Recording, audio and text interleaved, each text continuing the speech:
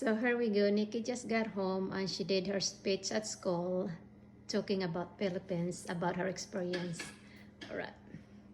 Okay, I believe gratitude and giving back to what matters most is one of the most important things a person should carry with them every single day. I know most people, like myself, often get caught up in the moment and forget to be grateful for what they have. When I see myself floating away from that, I remember the time when I was in the Philippines. My mom immigrated here when she was 23 years old and started a new life here, leaving her whole family behind.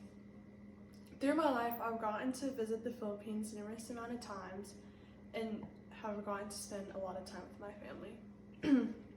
I've always loved seeing my family, and it's memories that I'll never forget, but in the back of my head, I'm filled with guilt. Guilt that after all of this, I get to leave them here and go back to my nice house in America. Guilt that I'm gonna leave them in these houses that are shacks. I get to go home to my own room in my own house, whereas they share whole rooms with their whole entire families. I get to go home where when it rains, we stay inside and watch the rain come down, but back at home, all the kids line up in the alleyways and start showering so they don't have to waste any extra water. I get to go home and have an education, whereas most kids back home only have an elementary school education as they have to stop going to school to work and provide for their family. I get to go home with my two stable and loving parents who I love so much, especially my mom, where most kids and my cousins don't have influential parent figures in their lives. Either they're out of the picture or no longer alive. A story that I think has really stuck with me is my very first day there in Manila, which is the capital of the Philippines. We were out near a hotel eating a very popular restaurant called Jollibee's. While we were inside, my dad noticed these two homeless brothers that are outside. They looked like they were 8 or 6. My dad decided to get and offer them food, and the kids were so happy. I know it's a memory I'll never forget. Yeah, a couple days later, we were in the area again, and without my dad, and the kids noticed us again, and they started pounding on our windows, begging us for food again. In that moment, I was completely speechless that these kids really had nothing and had to go to such lengths to get food. No kid should ever be in that position ever in their life.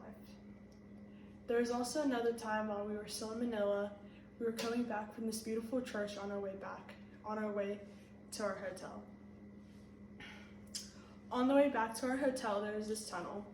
The tunnel was flooded with water, so at the time I didn't think very much of it. Yet when I looked closer, there are multiple homeless kids living underneath that tunnel. When I saw that, that shifted my perspective on almost everything I do today. I couldn't fathom the fact that these kids were living under here, as the water was probably disgusting, filled with diseases.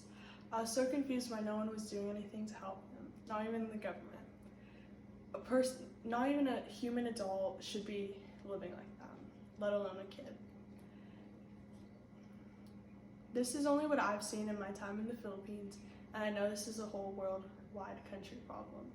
The Philippines is still such a very beautiful country, and I really love it a lot. There's just such a harsh truth about what is happening to their children.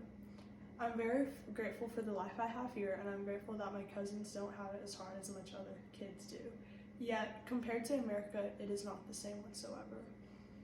With my mom, I try my best to give back to my cousins as much as possible, and every single day I try my best to live with gratitude, as I know if my mom never immigrated here, my life would be completely different.